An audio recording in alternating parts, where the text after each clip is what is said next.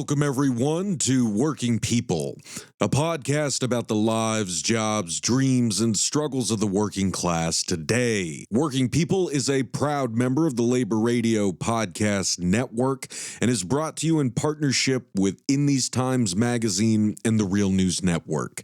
This show is produced by Jules Taylor and made possible by the support of listeners like you. My name is Maximilian Alvarez, and today we are continuing our urgent coverage of the Trump administration's all-out assault on our institutions of higher education and the people who live, learn, and work there. Today, we are going deeper into the heart of authoritarian darkness that has gripped colleges and universities across the country, and we're talking with two graduate student workers at Columbia University. Columbia has become ground zero for the administration's gangster government-style moves to hold billions of dollars of federal funding hostage in order to bend universities to Donald Trump's will, to reshape the curricula, culture, and research infrastructure of American higher ed as such, and to squash our constitutionally protected rights to free speech and free assembly, all under the McCarthyist guise of rooting out supposed anti-Semitism, which the administration has recategorized to mean virtually any criticism of and opposition to the state of Israel, the political ideology of Zionism, and Israel's U.S.-backed genocide in Gaza and ethnic cleansing of Palestinians.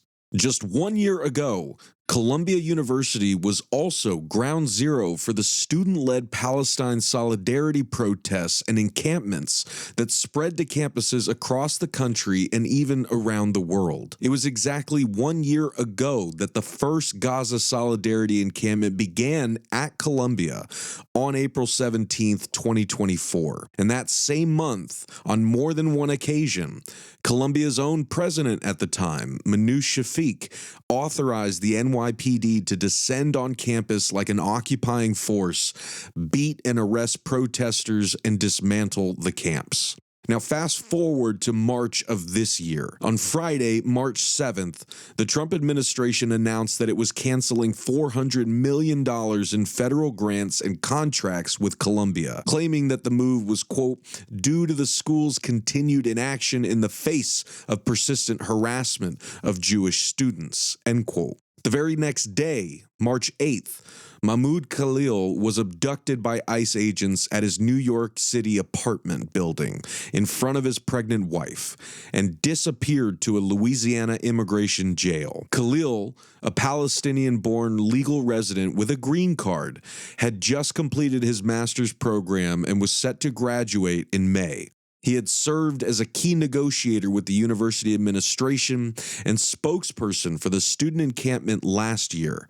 He is not accused of breaking any laws during that time, but the Trump administration has weaponized a rarely used section of the Immigration and Nationality Act of 1952, invoking the Secretary of State's power to deport non-citizens if they supposedly believed their presence in the country could negatively affect U.S. foreign policy. Just days after Khalil's abduction, the university also expelled Grant Minor, president of the Student Workers of Columbia Union, a local of the United Auto Workers. And that was just 1 day before contract negotiations were set to open between the union and the university. Quote, on March 13th, I was expelled from Columbia University for participating in the protest movement against the ongoing genocide in Gaza, Minor writes in an op-ed for The Nation. I was not the only one, he continues. 22 students, all of whom, like me, had been cleared of any criminal wrongdoing, were either expelled, suspended for years, or had their hard-earned degrees revoked on the same day, all for allegedly occupying a building that has been occupied at least 4 times throughout Columbia's history, end quote.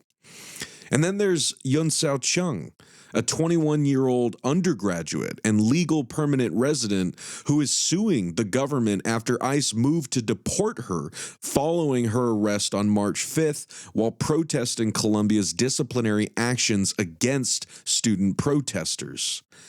I mean, this is just a small, terrifying snapshot of the broader Orwellian nightmare that has become all too real, all too quickly at Columbia University. And it is increasingly becoming reality around the country. And things got even darker last week with the latest development in Mahmoud Khalil's case, as the American Civil Liberties Union stated on Friday, quote, "In a decision that appeared to be pre-written, an immigration judge ruled immediately after a hearing today that Mahmoud Khalil is removable under U.S. immigration law. This comes less than 48 hours after the U.S. government handed over the, quote, evidence they have on Mr. Khalil, which included nothing more than a letter from Secretary of State Marco Rubio that made clear Mr. Khalil had not committed a crime and was being targeted solely based on his speech. He is not yet scheduled for deportation," end quote. Listen, this isn't just a redux of McCarthyism and the Red Scare. It has elements of that, absolutely. But it is also monstrously, terrifyingly new. I don't know how far down this road we're going to go. All I know is that whatever comes next will depend on what people of conscience do now, or what they don't do. Will other universities cave and capitulate to Trump as quickly as Columbia has? Will we see instead faculty, staff, students, grad students, parents, community members, and others coming together on campuses across the country to fight this? Or will fear, submission, silence, and self-censorship win out? What is it even like to be living, working, and studying at Columbia University right now? Well, today you'll hear all about that firsthand from our two guests. With all of this going on, I got to speak with Caitlin Liss, a PhD candidate in history at Columbia University and a member of Student Workers of Columbia. And I also spoke with Allie Wong, a PhD student at the Columbia Journalism School and a Student Workers of Columbia member who was arrested and beaten by police during the second raid on the Gaza Solidarity protests at Columbia on April 30th, 2024. Here's my conversation with Caitlin and Allie, recorded on Saturday, April 12th. Well, Caitlin, Allie, thank you both so much for joining us today on the show. I really appreciate it, especially in the midst of everything going on right now. And I basically wanted to start there and ask if, you could tell us from your own firsthand experience as, student workers at Columbia, like what is the mood on campus and in your life right now, especially in light of the latest ruling on Mahmoud Khalil's case? Okay, yeah, so thank you for having us. I'm happy to be here. The mood on campus has been, you probably won't be surprised to hear, pretty bleak, pretty bad. We found out yesterday that Mahmoud Khalil is not going to be released from jail in Louisiana. I think a lot of us were hoping that this ruling that was coming up was going to be in his favor and he would be released and be back home in time to be there for the birth of his baby. And it didn't happen. And I think it's just another horrible thing that has happened in a month, 2 months of just unrelenting bad news on campus. So stuff is feeling pretty bad. People are afraid, especially international students, are afraid to leave their house. They're afraid to speak up in class. I hear from people who are afraid to go to a union meeting. And even those of us who are citizens feel afraid as well. I mean, I wake up every day and I look at my phone to see if I've gotten a text message telling me that one of my friends has been abducted. It's just, it's really scary. And on top of the sort of personal relationships with our friends and comrades who are at risk, there's the sense that also our our careers, our industry are at risk. So, I and many other members of Student Workers of Columbia have spent many years dedicated to getting a PhD and being in academia. And it's increasingly starting to feel like academia might not exist for that much longer. So it's feeling pretty bleak. Yeah, I would definitely agree. And again, thank you so much, Max, for having us here. It's a real pleasure to be able to share our stories and have a platform to do that. Yeah, I would agree. I think that there is a tremendous chilling effect that's sunk in across the campus.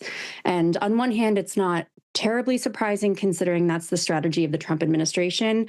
On the other, it is really a defeating feeling to see the momentum that we had last year, the ways that we were not only telling the story, but telling it across the world, that all eyes were on Columbia. And we had this really incredible momentum. And so to see not just that lack of momentum, but the actual fear that has saturated the entire campus, that has indiscriminately permeated people's attitudes, whether you're an American citizen or not, whether you're light-skinned or not, has been something that's been incredibly harrowing. I know that after Mahmoud, I at least had the anticipation of quite a bit of activity. But between that, Ranjani, the other students, and Columbia's capitulation, it actually has gone the opposite way in that, while I expected there to be tons of masks on campus after Columbia agreed to have a total mask ban, there was no one. When I expected to see different vigils or protests or the breakdown of silos that have emerged across the campus of different groups, whether they're student groups or faculty groups, just, hoping to see some kind of solidarity there. It hasn't. And I think it's largely because of the chilling effect, because that this is the strategy of the Trump administration. And unfortunately, it's such a dire situation that I think it's really squashed a lot of the fervor and a lot of the fearlessness that many of us had prior to this moment. It feels like a ice pick to the heart to hear that, especially knowing not just, like what we saw on campuses, across the country just a year ago, but also the long tradition of campus protests and universities and higher education being a place of free speech, free thought, free debate, and the right to protest and lead with a moral consciousness, movements that help direct the whole of society to see that this is what is happening here now in front of all of us. And since I have so much more I want to ask about, the past month for you both on campus. But while we're on that subject that Allie, just brought up about the expectation right now, which I have heard echoed, a lot of places online and offline of, why aren't there mass protests across higher ed in every state in the country right now? Like, you would think that, the generation, of the 60s, would do just that if Nixon had tried such a thing. And a lot of folks have been asking us, like, why aren't we seeing that right now? And so I wanted to ask, like, if y'all had any thoughts on that, and also if that would, in your mind, change things. Like if you saw other campuses that weren't being targeted as intently as Columbia is, if you saw students and faculty and others like protesting on behalf of what's happening to you, would that change the mood on campus, do you think? I mean, I think that there's a few things going on. Part of it is, like Allie said, the chilling effect of what's been happening is making a really large percentage of our members and people in our community afraid to publicly take action. International student workers make up a really big percentage of our membership, and a lot of those people are afraid to even like sign their name to a petition. In my department, we sent a joint letter to the departments about what was going on, and a bunch of students didn't want their names appearing on this letter that was just being sent to the the chair of the department, So the chilling effect is real and very strong. And I think that that's preventing a lot of people from showing up in ways that they might have done otherwise. I think that another part of it is just the kind of unrelenting nature of what's been happening. It has been one horrible thing after another, and trying to react to everything as it comes in is difficult. But I don't think it's the case that that we're not doing anything. We are doing quite a bit and really trying through many different avenues to use our power as a union to fight back against what's happening. We are talking with other unions on campus. We talk to other higher ed unions across the country. And so I think that there is quite a lot going on, but it does sometimes feel like we can't keep up with the pace of the things that are happening just because they are happening so quickly and accumulating so fast. Yeah, I mean, I would definitely agree. I think that there's, it's the fire hose strategy, which has proven to be effective, not just on Columbia, but across the nation with the dismantling of the federal government, attack on institutions, the arts, the legal processes and legal entities. And so I think that, again, that's part of the strategy is to just overwhelm people with the number of issues that would require attention. And I think that's happening on Columbia's campus as well. If we take even divestment as an example, where it was a pretty straightforward ask last year, but now we're seeing an issue on campus where it's no longer about Palestine, Israel divestment. It's about immigration reform and law enforcement. It's about the American dream, class consciousness. So many of these different things that are happening, not just to the student body, but to faculty and the administration. And so I think that in terms of trying to galvanize people, it's a really difficult ask when you have so many different things that are coming apart at the seams. And that's not to say it's an unsurmountable task. As Caitlin mentioned, we are moving forward. We are putting infrastructure in place and asks in place. But I think it's difficult to mobilize people around so many different issues when everyone already feels not only powerless, but cynical about the ability to change things when, again, that momentum that we had last year has waned and the issues have broadened. Just in terms of your question about support or solidarity from other campuses, I think that one of the things that has been most dispiriting about being at Columbia right now is that it's clear that Columbia is essentially a test case for the Trump administration.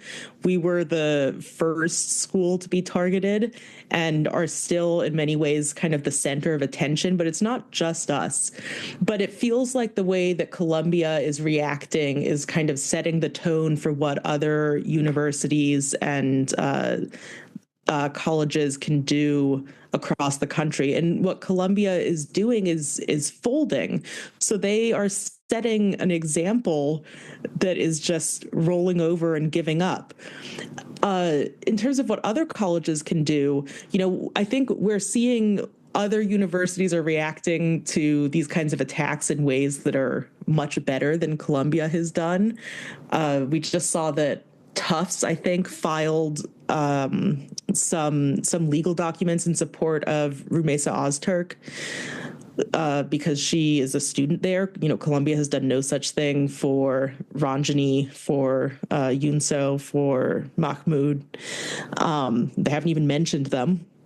And so we can see other universities are reacting in ways that are better. And I think that gives us hope, and not only gives us hope, but it gives us also something to point to when people at Columbia say, well, Columbia can't do things any differently. It's like, well, clearly it can, because these other universities are doing something. Columbia doesn't have to be doing this. It is making a choice to completely give in to everything that Trump is demanding. And I would also add to that point, and going back to your question about Mahmoud and sort of how either us individually or collectively are feeling about that. To Caitlin's point, I think there's so much that's symbolic about Columbia, whether it has to do with Trump's personal pettiness or the fact that it was kind of the epicenter of the encampments last year. I think what happened with Mahmoud is incredibly symbolic. If you look at particularly him and Ranjani, the first two that were targeted by the university, so much of their situations are almost comical in how they play into the ambiguity of policy and quote unquote anti-Semitism, where you look at Mahmoud and it's almost funny that he was the person who was targeted because he's an incredibly calm, gentle person. He provided a sense of peace during the chaos of last year. He's unequivocally condemned Hamas very publicly, condemned terrorism, condemned anti-Semitism. So if you were looking for someone who would be a great example, he's not really one, considering they don't have any evidence on him. And the same thing for Ranjani, who literally wasn't even in the country when October 7th happened in that entire year, had never participated in the protests. At most had kind of engaged with social media by liking things, but two really good examples of people who don't actually quite fit the bill in terms of trying to root out quote unquote anti-Semitism. But in my mind, it's really strategic because it really communicates that nobody is safe. Whether you've participated in protests or not, you're not safe. Whether you've condemned anti-Semitism or not, you're not safe. And I think that plays into the symbolic nature of Columbia as well, where Trump is trying to make an example out of Columbia and out of Columbia students. And we see that very clearly in the ruling yesterday with Mahmoud. That's not to say that it's not an insurmountable thing, but it's disappointing and it's frankly embarrassing to be a part of an institution that brags about its long history of protests, its long history of social change through student movements. When you look at 1968 and Columbia called the NYPD on students, arrested 700 students, and yet it kind of enshrines that moment in history as a place of pride. And I see that happening right now as well, where 20, 30, 50 years from now, we'll be looking at this moment and Columbia will be proud of it, when really they're the perpetrators of violence and hatred and bigotry and kind of turning the gun on their own students. So yeah, it's a really precarious time to be a Columbia student and to be advocating for ourselves and our friends, our brothers and sisters who are experiencing this kind of oppression and persecution from our own country. Allie, Caitlin, I want to ask if we could again, take that step back to the beginning of March, right? Where things were, this terrifying new reality was really, ramping up with the, Trump administration's freezing and threatening of completely withholding $400 million in federal funds and grants to Columbia just one day before Mahmoud Khalil was abducted by ICE agents and disappeared to a jail in Louisiana, thousands of miles away. So from that point to now, I wanted to ask, as self-identified student workers at Columbia University, how have you and others, been feeling throughout all of this as it's been unfolding and trying to get through your day-to-day work? What does that even look like, teaching and researching under these terrifying circumstances? For me, it has been incredibly scary. As you mentioned, I was someone who was arrested and beaten last year after the second Gaza Solidarity encampment raid, and have spoken quite publicly about it. I authored a number of pieces around that time and since then, and have been pretty open about my involvement, kind of being okay serving as a lightning rod for a lot of that kind of PR stuff. And so for me, kind of coming into this iteration of students' battles with the university, it's been really scary to kind of see how many of the students that I was arrested with, many of my friends and colleagues, are now either being targeted because of their involvement or living in the fear of being targeted because there is an opacity around what those policies are and how they're being enforced and implemented. So it really does feel quite McCarthyist in the sense that you don't really know what the dangers are, but you know that they're there. You're kind of looking over your shoulder all the time. I don't leave my house without wearing a mask, just because through this whole process, many students have been doxxed. Both Caitlin and myself have been doxxed quite heavily through Canary Mission and other groups online. And many folks have experienced offline behavior that has been threatening or scary to their own physical, emotional security. And so that's been a big piece for me, is just being aware of my surroundings, being mindful of when I leave the house. In many respects, it does feel like I'm growing in paranoia. But at the same time, I consider it a moral obligation to be on the front lines as a light-skinned U.S. citizen, to be serving as a literal and figurative shield for my international brothers and sisters. And so it's an interesting place, as particularly a U.S. citizen, to say, what is my responsibility to the people around me? What's my responsibility to myself and keeping myself and my home safe? What's my responsibility for sticking up for those who are targeted as someone who has the privilege of being able to be a citizen? And so I think it's a kind of a confusing time for those of us on the ground wanting to do more, wanting to help, wanting to offer our assistance with the privileges that we have. And, everyone's level of comfort is different. And so my expectation is not that other people would take the kinds of risks I'm taking, but everyone has a part to play. And whether that's a visual part or a non-visual part, like being in the public, it doesn't really matter. We all have a part to play. And so given what we talked about, just about the strategy of the Trump administration and the objectives to make us fearful and make us not speak out, I think it's more important now than ever for those of us who are able to have the covering of U.S. citizenship to be doing everything in our power with the resources we've been given to take those risks, because it's much more important now in this administration than it's ever been. Yeah, and I think, on top of the stuff Allie's talking about, we do still have to continue doing our jobs. So for me, that is teaching. I'm teaching a class this semester, and that has been very challenging to do, having to continue going in and talking about the subject matter, which is stuff that is very interesting to me personally, and that I'm very excited to be teaching about in the classroom. But at the same time, there's so much going on campus. It just feels impossible to be turning our attention to like Sor Juana, and I hear from my students are scared. So part of my job has become having to help my students through that. I have heard lots of people who are trying to move their classes off campus because students don't want to be on campus right now. ICE is crawling all over campus. The NYPD is all over the place.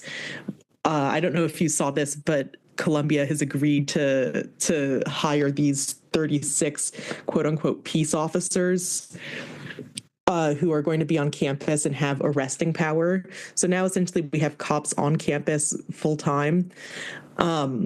And then on top of all of that, you have to wait in these like horrible security lines to even get onto campus. So the environment on campus doesn't feel safe. So my students don't feel safe. I don't think anyone's students feel safe right now. My colleagues who are international students don't feel safe. I had a friend ask me what to do because she was TAing for a class, and she wasn't allowed to move it off campus or onto Zoom. And she said, I don't feel safe on campus because I'm an international student. And what am I going to do if ICE comes to the door? I don't know what I'm supposed to do in that situation. And so the students are scared. My colleagues are scared. I've even heard from a lot of professors who are feeling like they have to watch their words in the classroom because they don't want to end up on Canary Mission for having said something. So that's quite difficult. Teaching in this environment is very difficult. And I think that the students are having a really hard time.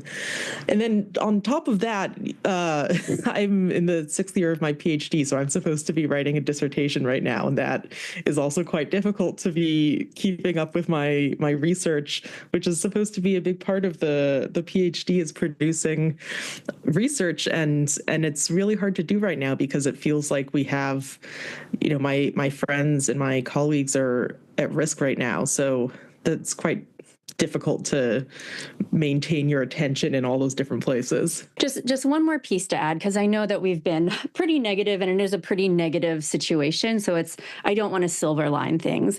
That being said, I do feel as though it's been really beautiful to see people step up, and really beautiful to see this kind of symbiotic relationship happening between U.S. students and international students. I'm at the journalism school, which is overwhelmingly international. And I was really discouraged when there was a report that came out from the New York Times a couple of weeks ago about a closed town hall that we had, where our dean, Jelani Cobb, more or less said to students, we can't protect you. Like, as much as I would love to be able to say, here are the processes and protocols and the ways to keep yourself safe and the ways that we're here to support you.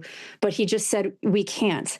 And he got a lot of flack for that, because that's a pretty horrible thing for a dean to say. But I actually really appreciated it, because it was the most honest and direct thing he could have said to students, when the university itself was just sending us barrages of emails with these empty platitudes about values and a 270-year history of free thinking and all this nonsense.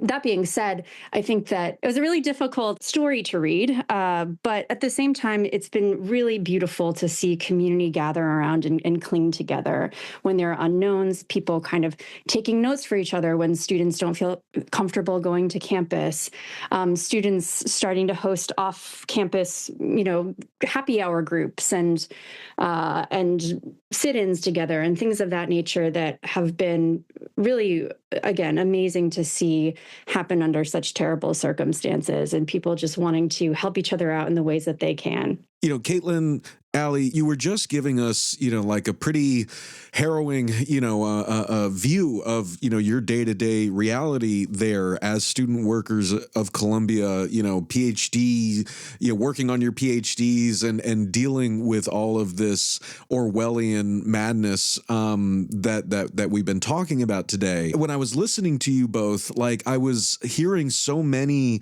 kind of resonances from my own experience, just one sort of a decade back, right? I mean, because I remember being a, PhD candidate at the University of Michigan during the first Trump administration and co-founding, for full disclosure, I was a member of the grad union there. I was a co-founder of the Campus Anti-Fascist Network. I was doing a lot of public writing. I started this podcast in that sort of era.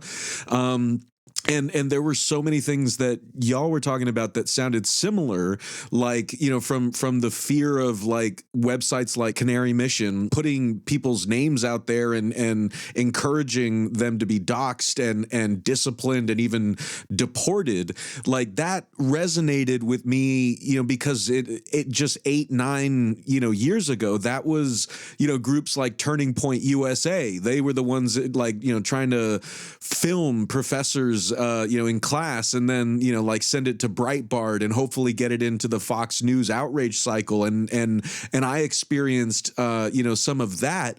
But what I'm hearing also is just that, the things we were dealing with, during the first Trump administration are not, what y'all are dealing with now. There is first and foremost a fully, the state is now part of it. The state is now sort of leading that. It's not just the sort of, far right groups and people online and that kind of thing.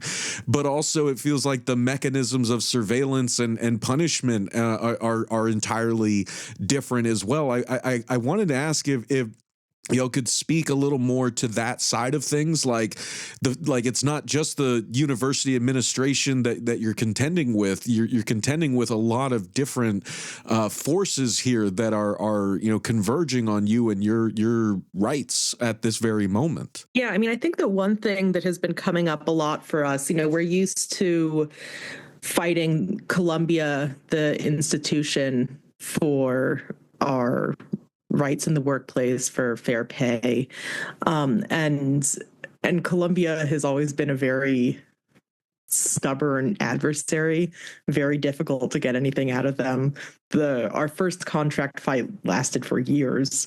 And now we're looking at not just Columbia as someone to be sort of fighting with.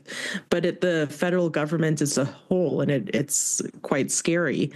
I think we talked about this a little bit about international students being afraid to participate in protests, being afraid to go to union meetings. We're hearing a lot of fear from people who aren't citizens about to what extent participating in the union is safe for them right now.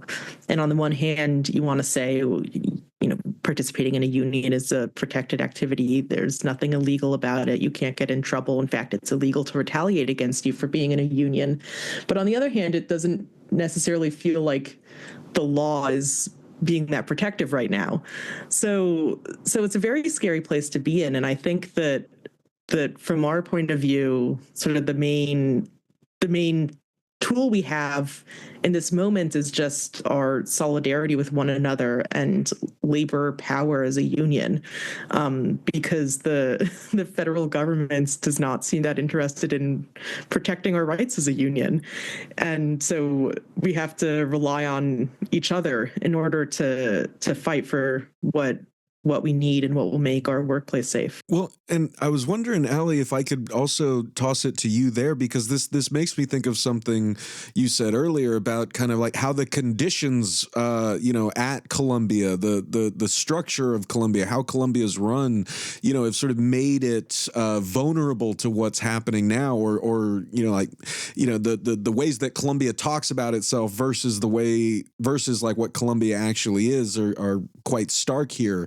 And connecting that to what Caitlin just said, I think it should also be understood as someone who has covered, grad student, campaigns, contract campaigns at Columbia and elsewhere, that, when these sorts of strikes are happening, when graduate student workers are taking action against the administration, the first ones that are threatened by the administration with punitive measures, including potentially the revocation of their visas, are international students. Like, they have always been the most vulnerable members of grad student unions that administrations have actually used as leverage to compel unions to bend to their demands. So I make that point, speaking only for myself here as a journalist who has observed this at many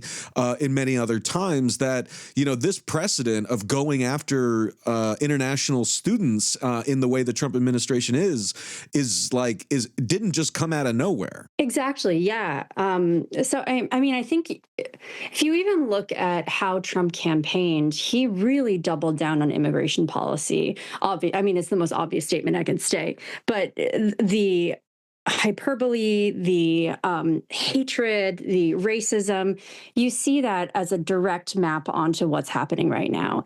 And I think that's part of what maybe isn't unique about Columbia, but as we're starting to see other universities take a stand, Caitlin mentioned Tufts. I know Princeton also recently kind of said that they would not capitulate, so there is precedent for something different from how Columbia has behaved. And I think you see them just playing exactly into Trump's hands, folding to his kind of proxy policy of wanting to make Columbia an example. And it's a really disappointing thing from a university that kind of prides itself on its liberal values, prides itself on its diversity, on protecting students, when you actually see quite the opposite. Not only is Columbia not just not doing anything, it's actively participating in what's happening on campus. The fact that they have yet to even name the students who have very publicly been abducted or chased out of the country because of their complicity. The fact that they, will send these emails or make these statements about values, but actually not tell us anything that's going to be helpful, like how policies will be implemented, when they're going to be implemented, what these ICE agents look like. things of that nature that could be done to protect students, and also obviously not negotiating in good faith. The fact that Grant was expelled and fired the day before we had a collective bargaining meeting, right before we were about to talk about protections for international students, just communicates that the university is not operating in good faith. They're not interested in the well-being of their students or doing anything within their power, which is quite a tremendous power, to say to the Trump administration, our students come first. Our students are an entity of us, and we're going to do whatever we can in our power to block you from demonizing and targeting international students who, as you said, are the most vulnerable people on our campus, but also those who bring so much diversity and brilliance and life to our university and our country. And I think on the subject of international students, you're right that they have always been in a more precarious position in higher ed unions. But on the other hand, I think that shows us what power we do have as a union. I'm thinking, so we've been talking a lot about to what extent it's safe for international workers to stay involved in the union. And, our contract is expiring in June, which is why we're having these bargaining sessions. And we're talking about, going on strike next fall, potentially. And there's a lot of questions about to what extent can international students participate now, because who knows what kind of protections they're going to have. And I've been thinking about the last time we went on strike. It was a 10-week strike, and we were striking through the end of the semester. It was the fall semester, and we were still on strike when the semester ended. And Columbia said that if we didn't come off strike, that they weren't going to rehire the workers who were striking for the next semester. So anyone who was on strike wouldn't get hired for a position in the spring semester. And for international students, that was going to affect their visa status. So it was very scary for them. And we, of course, said that's illegal. You can't, that's retaliation for us for going on strike. You can't do that. And they said it's not illegal because we're just not rehiring you. And it was this real moment of risk, even though we felt much more confident in the legal protection, because it felt like they could still do it. And our recourse would have to be going to court and winning the case that this was illegal. So it was still very scary for international students. But we voted together to stay on strike, and we held the line, and Columbia did not, in fact, want to fire all of us who were on strike. And we won a contract anyway, even though there was this scary moment for international students even back then. And I have been telling people this story when we are thinking about protections for international students now, because I think that the moral of the story is that even under a situation where there's a lot more sort of legal security and legal protection, it's still scary. And the way that you get over it being scary is by trusting that everyone coming together and standing together is what's going to win, and rather than whatever the legal protection might be. Caitlin and Allie, I have so many more, thoughts and questions, but, I know that we only have, about 10 minutes left here, and I want to use the time that we have left with y'all to sort of, tug on the thread that you were just pulling there, Caitlin, like looking at this through the union's perspective, or like through a labor perspective. Can you frame these attacks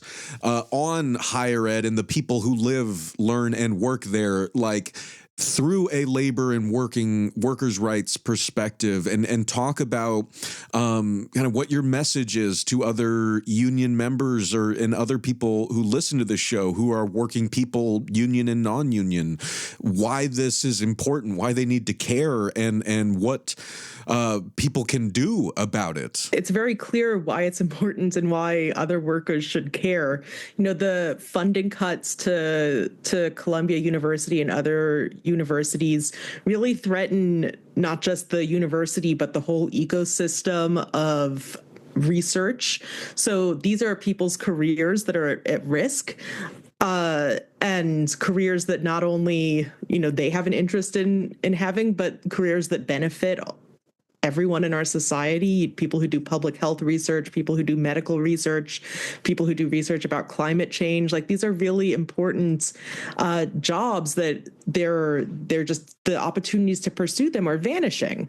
And so that obviously is important. And then when we're looking at the attacks on international students, you know, if Mahmoud Khalil can be abducted for speaking out in support of Palestine and against the genocide in Gaza, then none of us are safe. No worker is safe if the government can just abduct you and deport you for something like that. I mean, on the one hand, even people who aren't citizens are protected by the First Amendment, but also it's not clear that that's where they're going to stop. So I think that this is a moment that we should all take very seriously. I mean, it's very serious for the future of higher education as a whole. I feel like we are in sort of an existential fight here.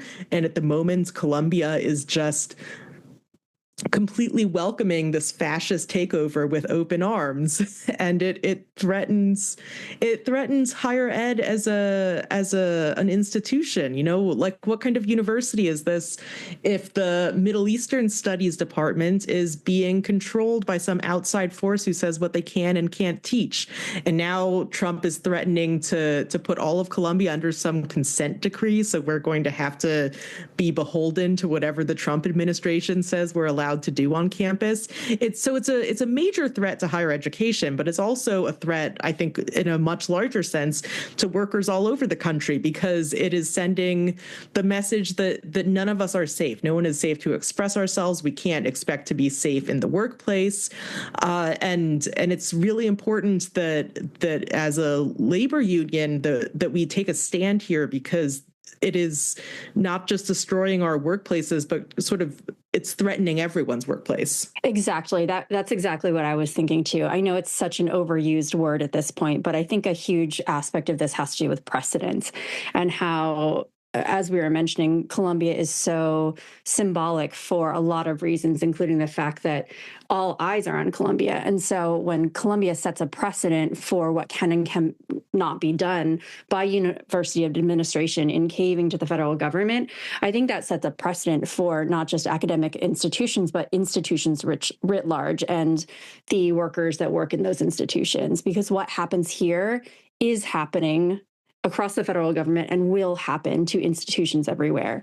And so I think it's really critical that we bake trust back into our systems, both trust in administrations by having them prove that they do have our backs and they do care about student workers, but also that they trust student workers. They trust us to do the really important research that keeps the heartbeat of this university alive. And I think that it's going to crumble not just Columbia, but other academic institutions if really critical research gets defunded, research that doesn't just affect right now, but affects our country in perpetuity in the kinds of opportunities that will be presented later in the future, the kinds of research that will be instrumental in making our society a healthier and more equitable place in the future. And so this isn't just a moment in time, but it's one that absolutely will ripple out into history. And we happen right now to be sort of fortunately bargaining a new contract as we speak. So like I said before, our contract is expiring in June. And so for us, obviously, these kinds of issues are the top of mind when we're thinking about what we can get in the contract. So in what way is this contract that we're bargaining for going to be able to help us? So we're fighting for Columbia to restore the funding cuts. We're fighting for them to instate a sanctuary campus, and to reinstate Grant Minor, our president, who was expelled, and Ranjani Srinivasan, who was de-enrolled, and everyone else who has been expelled or experienced sanctions because of their protests for Palestine. And so in a lot of ways, I think that the contract fight is a big part a big part of what we're concentrating on right now. But there's also, there's many unions on Columbia's campus. There's the postdoc union, UAW 4100. There's the support staff and the Barnard contingent faculty who are UAW 2110. There's building service employees. I think they're 32BJ, and the maintenance staff is TWU. So there's many unions on campus. And I think about this a lot because I think what we're seeing is, we haven't mentioned the trustees yet, I don't think, but recently our interim president, Katrina Armstrong, stepped down and was replaced by an acting president, who was the former co-chair of the Board of Trustees, Claire Shipman. And in many ways, I think what we've been seeing happening at Columbia is the result of the Board of Trustees not caving, but welcoming the things that Trump is demanding. I think that they are complicit in this. And but the Board of Trustees is like 21 people. There's not very many of them. And there's thousands of us at Columbia who actually are the people who make the university work, the students, the faculty, the staff, thousands of people in unions, thousands of non-unionized students and workers on campus as well. And we outnumber the trustees by such a huge amount. And I think that thinking about the power we have when we all come together as the thousands of people who do the actual work of the university, as opposed to these 21 people who are making decisions for us without consulting us that we don't want. And that's the way we have to think about reclaiming the university. I think we have to try and take back the power as workers, as students, as faculty from the Board of Trustees and start thinking about how we can make decisions that are in our interests. One more thing that I wanted to call out, I'm not sure where this fits in. I think Caitlin talking about the Board of Trustees made me think of it, is just the fact that I think that another big issue is the fact that there's this very amorphous idea of anti-Semitism that all of this is being done under the banner of. And I think that it's incredibly problematic because, first of all, what is anti-Semitism? It's this catch-all phrase that is used to weaponize against dissent. And I think that when you look at the track record of these now 3 presidents that we've had in the past year, each of them has condemned anti-Semitism, but has not condemned other forms of racism, including and especially Islamophobia that has permeated our campus. And because everything is done under the banner of anti-Semitism, and you have folks like Claire Shipman who have been aligned with Zionist organizations, it also erodes the trust of the student body, but then especially student workers, many of whom are Jewish and many of whom are having their research be threatened under the banner of anti-Semitism being done in their name. And yet it's the thing that is stunting their ability to thrive at this university.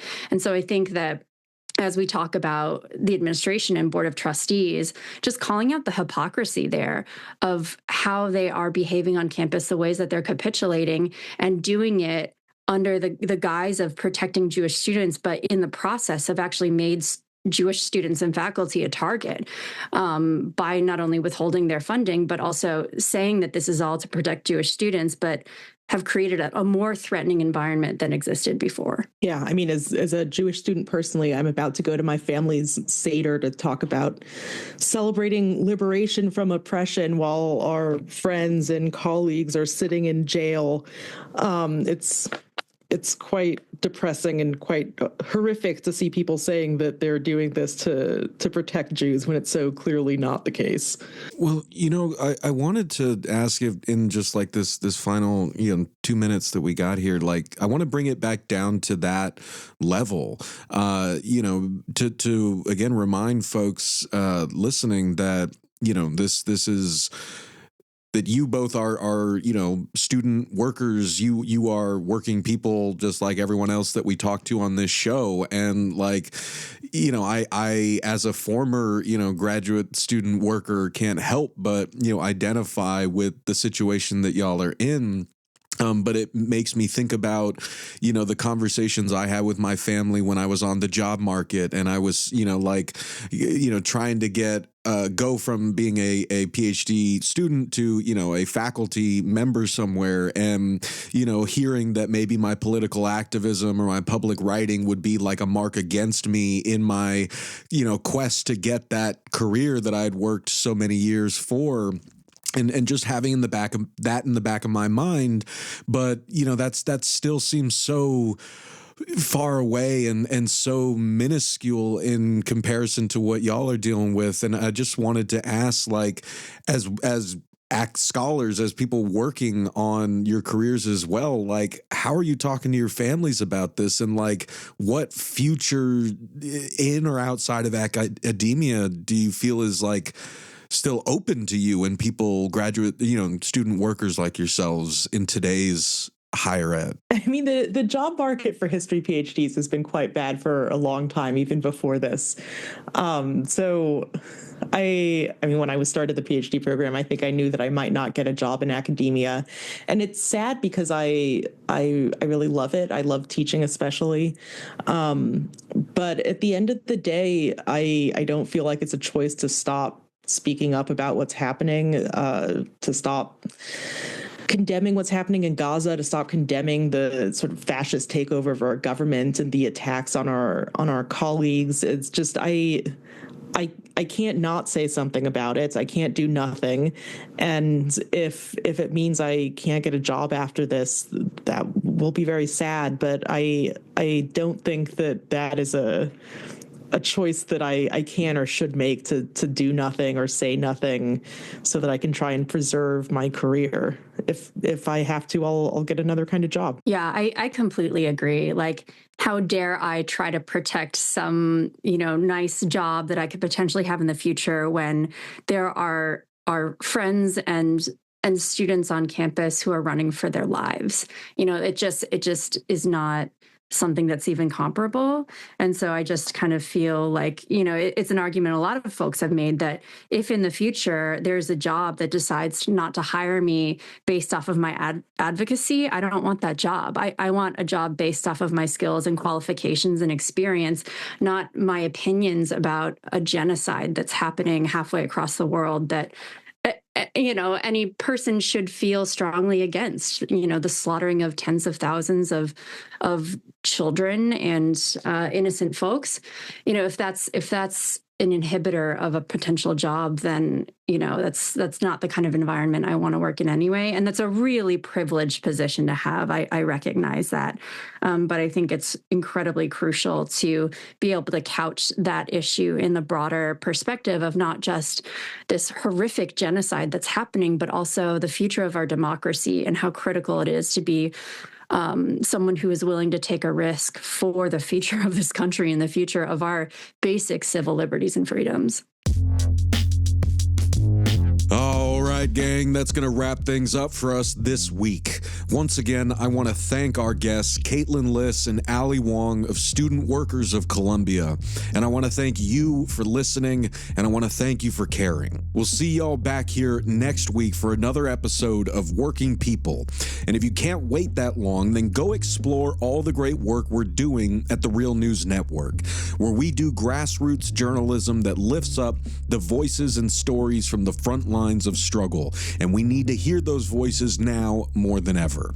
Sign up for the Real News newsletter so you never miss a story, and help us do more work like this by going to therealnews.com/donate and becoming a supporter today. I promise you, it really makes a difference.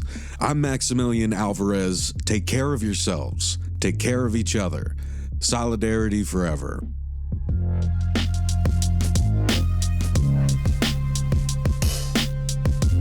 When my face you no longer see, I live on, yes, I live on. Wherever we go, we are going to roll the Union on. A song, I live on, yes, I live on. Wherever hungry are we, just as hungry can be. It's song, I live on, yes, I live on. Where mean things are happening in this land, it's read a song, I live on, yes, I live on.